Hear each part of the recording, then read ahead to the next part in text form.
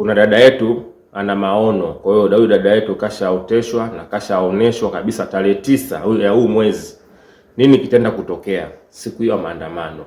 Kwa hiyo twende tumsikilize wote kwa pamoja.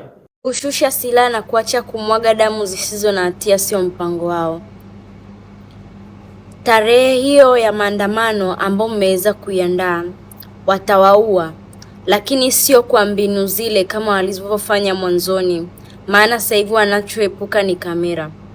Kwa hiyo watakuwa wanachukua watu na kuwakusanya kwenye magari kisha kuwapeleka msituni ambako kutakuwa hakuna ushahidi, watu ambao watarekodi video au kuweza kuchukua matukio hayo yakiwa yanaendelea.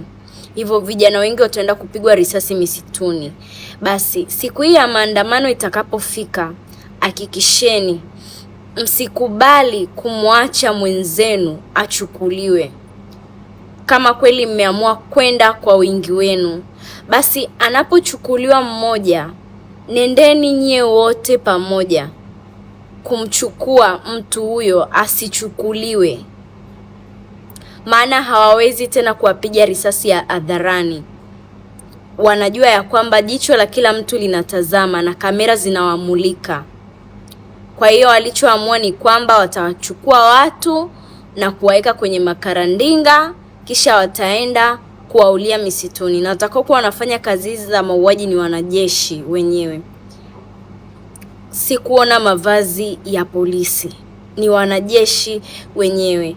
Hivyo ni salamu kwenu wote, na pia muwe makini.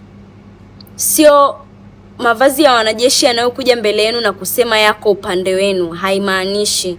Kumbukeni wale ni wanajeshi tu, na wana sehemu yao walioichagua, na wana kiongozi wao, na wana sauti yao wanaoisikiliza.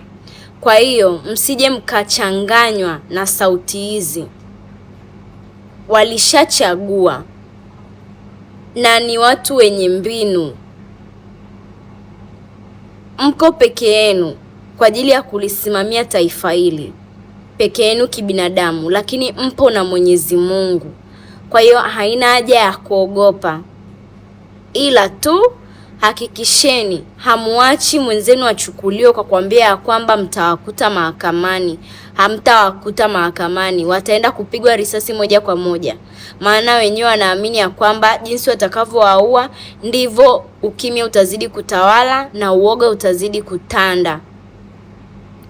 Ambacho hawakifahamu ni kwamba Mwenyezi Mungu ameamua kusimama na wanawake, na anataka watoke katika mji wa mateso na kuingia mji wa Kanaani.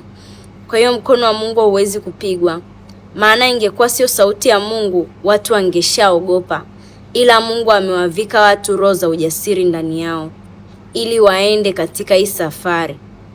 Ni busara na hekima kukaa chini na kutazama haya mambo